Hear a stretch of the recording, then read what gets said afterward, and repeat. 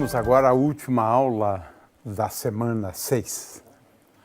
É, a rigor, um tema que não se discute muito no ensino médio. Aliás, em geral, não se discute isso no ensino médio, né? Eu quero fazer essa observação. Isso, por outro lado, deve ser discutido no nível universitário, para o professor se sentir seguro em relação a algumas questões. Mas quero antecipar que isto, de fato, não pode ser dado, exceto alguns resultados, mas, em geral, demanda tempo e, em geral, não está na ementa da disciplina no ensino médio. Mas esse tópico ele é interessante e ele é muito útil, né, para que se entenda algumas coisas relativas a alguns tipos de movimentos de fluidos, né, ou de escoamentos, né. Esse é o escoamento potencial. É o mais simples possível, na realidade, né. Então, vamos ao escoamento potencial. Ele se aplica a essas situações aqui, né. Eu tenho um objeto, né, uma placa, por exemplo, e agora eu quero saber como o fluido se movimenta quando eu coloco uma placa, né, no meio de um fluido que se movimenta. Eu posso colocar também aqui uma asa de avião, mas num caso relativamente simples, veja, não estou nem considerando turbulência aqui, né?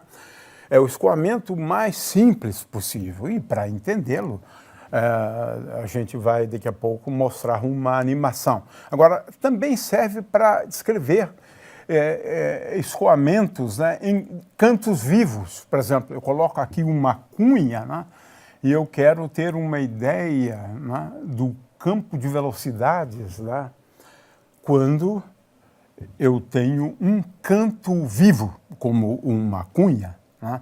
Ela pode estar assim, ou o caso invertido, né?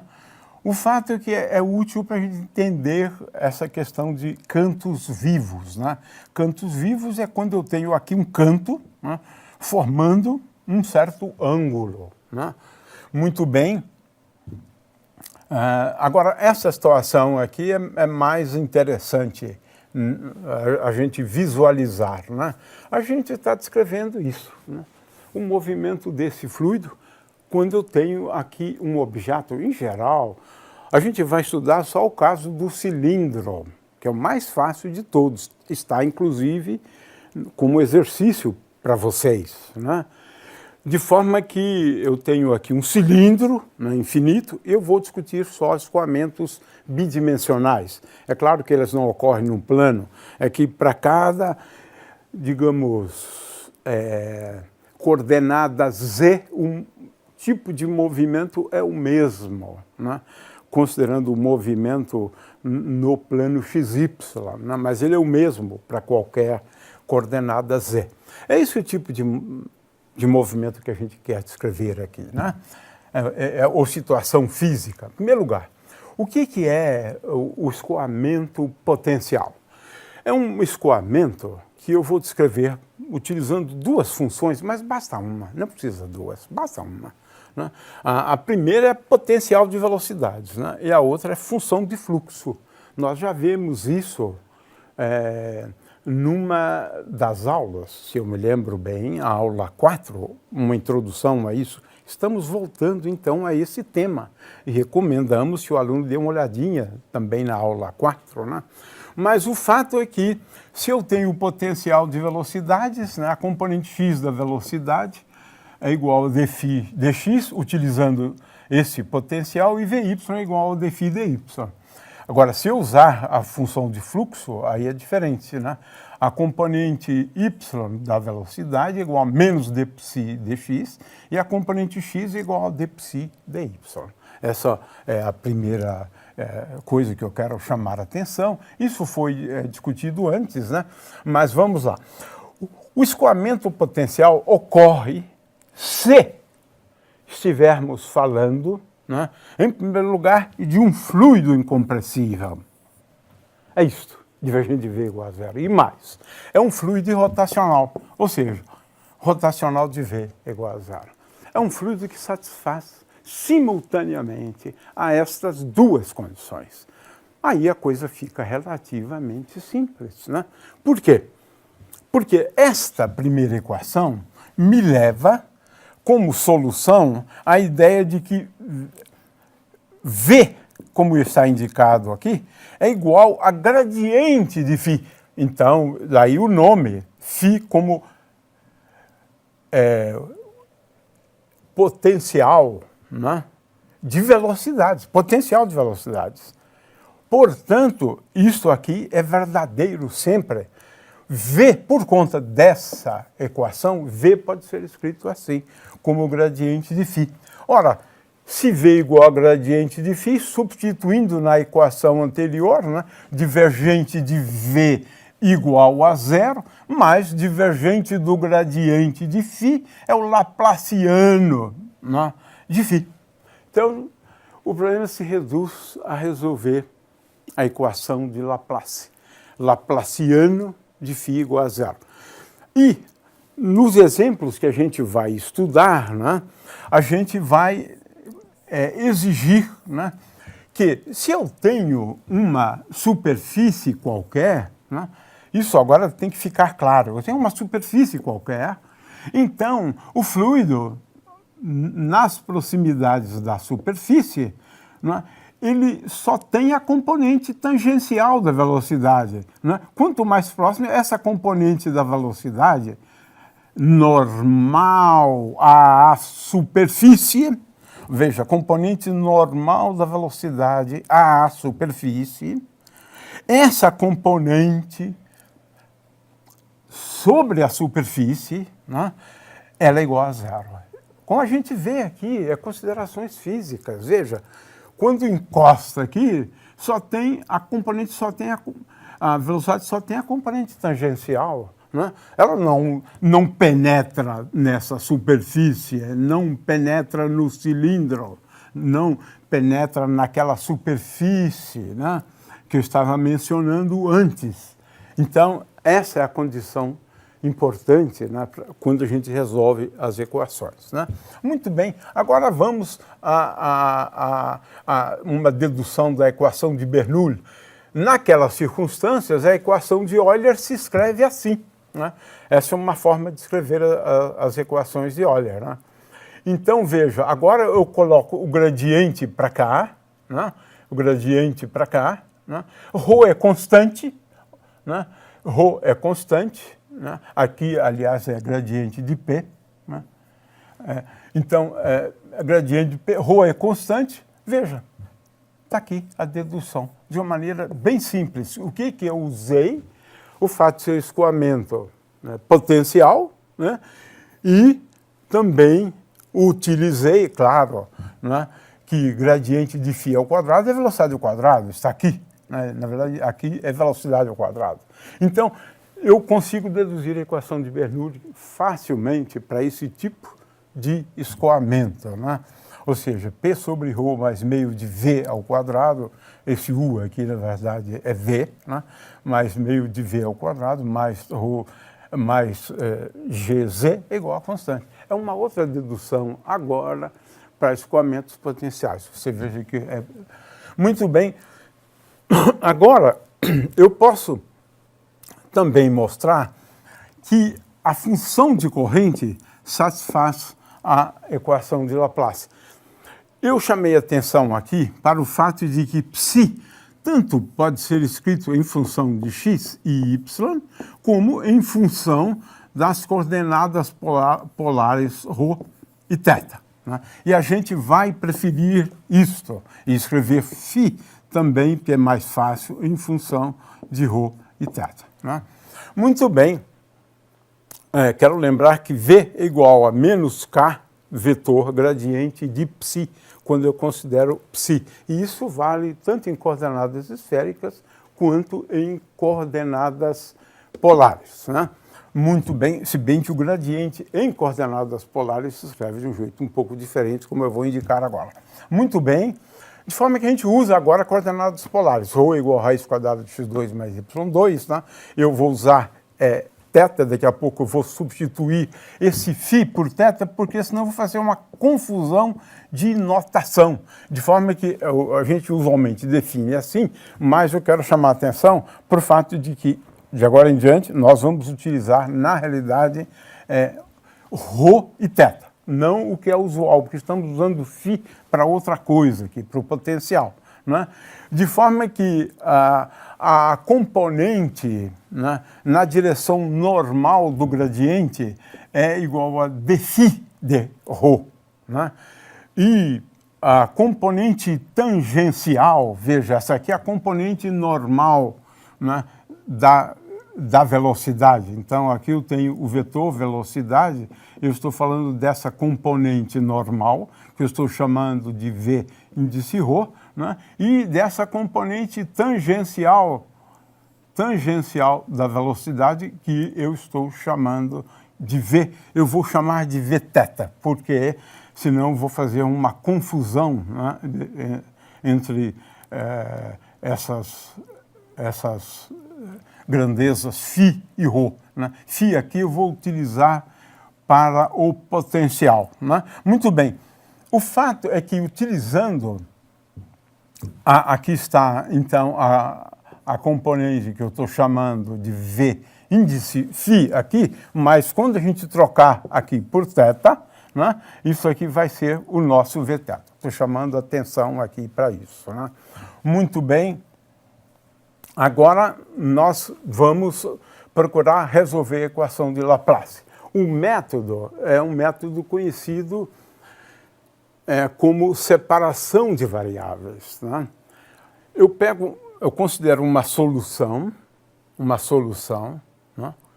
φ de ρ e θ, e essa solução eu escrevo como produto de duas funções. Essas variáveis são independentes, ρ e φ. Então, uma função de ρ e uma função de θ. Esse método de separação de variáveis, ele nos permite determinar facilmente, mas também, se eu quiser soluções de x e de y, nós vamos ver isso depois, também eu poderia fazer a mesma coisa. Né? Mas a gente vai trabalhar mais com o potencial de velocidades. Né? E ele é a proposta de solução, é assim que a gente consegue soluções da equação de Laplace em coordenadas polares. E agora não é difícil, é muito fácil, né, verificar que nós recaímos, olha só, nessa equação aqui. É uma equação para R e uma equação para θ. Mas veja, isto aqui é uma grandeza que, em princípio, né, dependeria só de θ, mas não pode depender só de θ. Ela tem que ser uma constante, porque esta outra depende só de R. Consequentemente, a única forma da gente conciliar essas duas equações que temos aqui é se esta aqui for admitida como sendo igual a uma grandeza negativa, que eu estou chamando de menos m ao quadrado. M pode ser inteiro, semi-inteiro, em princípio, qualquer número, né, real. Né? Finalmente, esse outro tem que ser igual a mais m2, porque agora eu tenho m2 menos m2. Recaio, portanto, veja, em duas equações, esta equação e esta equação.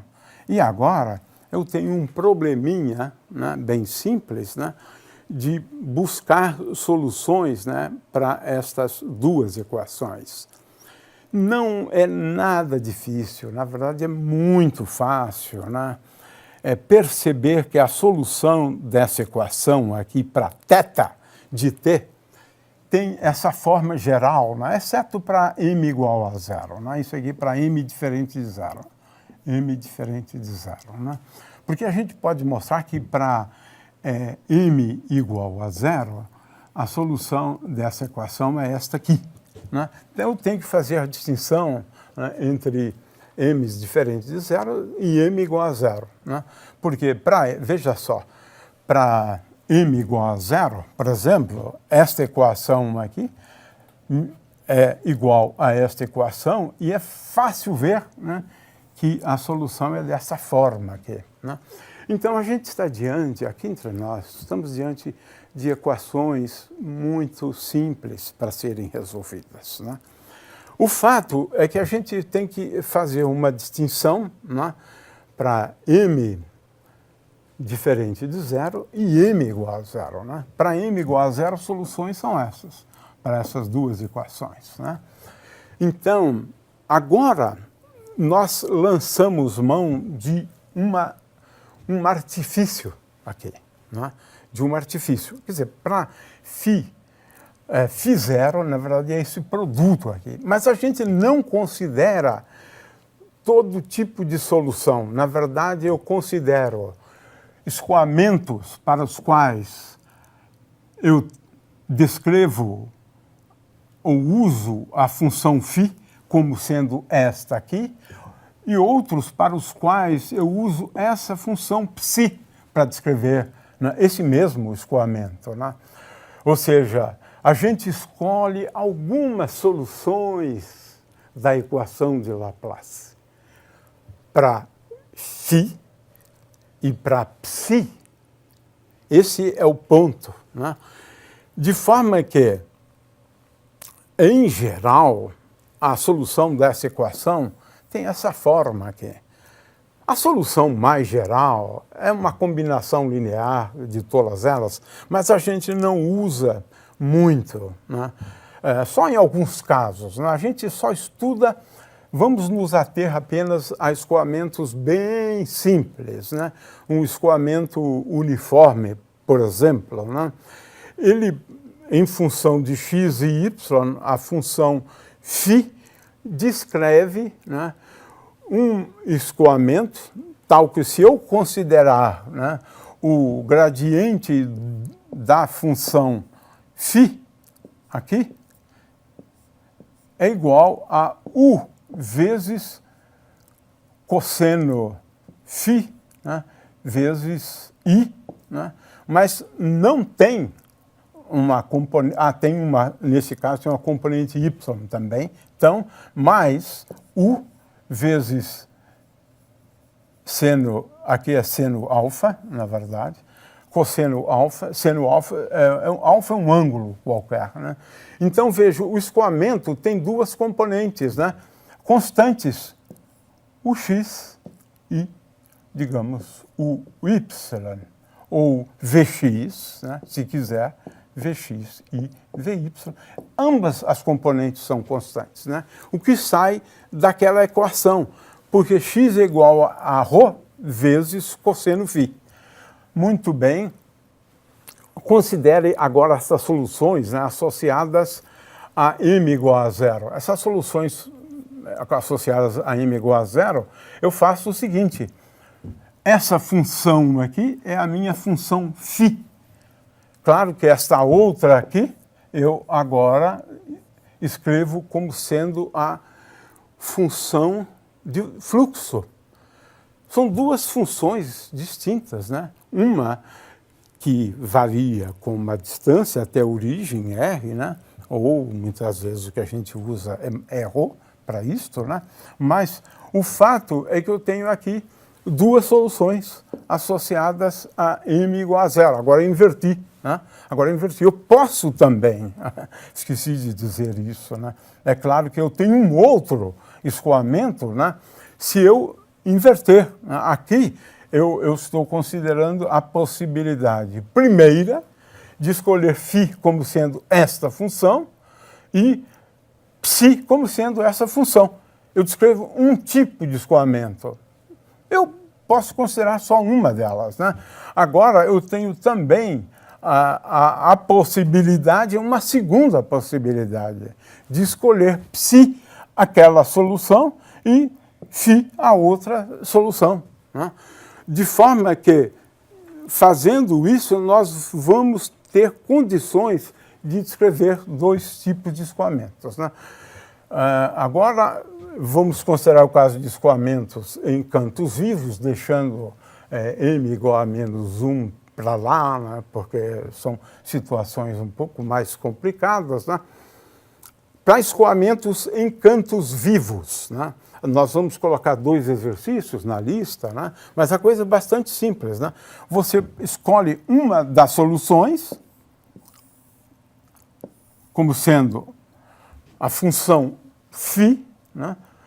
Ou seja, o potencial de velocidades, né? E a outra solução, você escolhe a função ψ, mas com seno aqui, né? Uma é com cosseno e a outra com seno.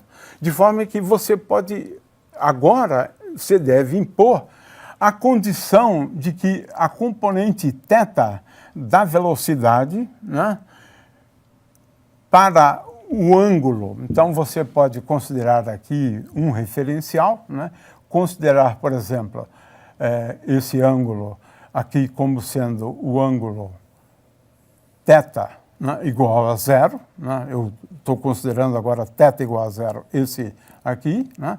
E agora o outro ângulo, né, esse ângulo aqui, é o ângulo que nós estamos chamando de alfa.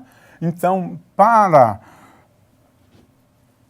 ângulo θ igual a zero, nós impomos, né, que essa velocidade é igual a zero, ou seja, nós estamos impondo que as componentes da velocidade na direção normal sejam iguais a zero, tanto aqui quanto aqui, tanto aqui quanto aqui, né? Então, isso é equivalente à condição de que a componente θ da velocidade, né, em θ igual a zero e em θ igual a alfa, que é esse ângulo aqui, né, esse ângulo aqui, seja igual a zero. A mesma coisa aqui, mas agora o ângulo θ é medido assim, né? O ângulo θ é medido assim, o ângulo θ agora é maior, né? Então, esse ângulo aqui vamos considerar como sendo o ângulo θ igual a zero, e agora esse outro ângulo aqui é o ângulo alfa. Ou o contrário, você pode também tomar esse como o ângulo θ igual a zero e o ângulo alfa 100.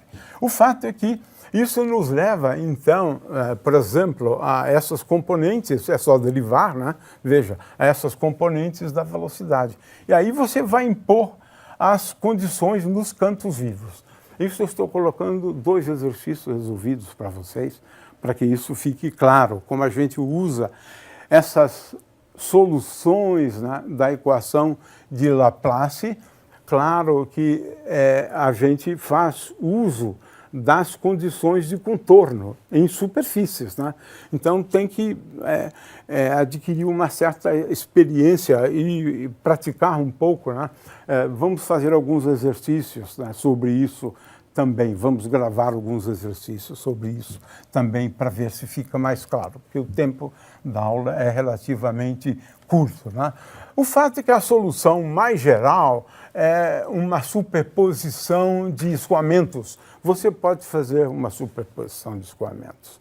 Na realidade, num dos exercícios que estamos dando para vocês, nós estamos superpondo dois escoamentos para descrever o escoamento de um fluido quando nós temos um cilindro infinito, né, colocado numa certa região do espaço, de acordo com aquela animação que mostramos antes, né? O fato é que assim é, né? No caso de escoamentos em cantos vivos, né, nós estamos aqui já antecipando, né, as condições de contorno, e aí vocês vão obter respostas. Por exemplo, nós estamos colocando na lista de problemas, eu acho que esse caso aqui e esse caso aqui, né? Mas, de qualquer maneira, é uma questão só de aplicar, onde eu considero que esse ângulo como sendo igual a π sobre 3, 60 graus, né? Π sobre 3, né? Então, você vai aplicar as condições de contorno e agora a solução está aqui, na verdade, em função do ângulo alfa, né? O fato é que requer um pouco de prática, né? Mas as soluções são bastante simples, né? Eu considero um tipo de solução para função, né, associada ao potencial de velocidades, né, e a outra para a função de fluxo.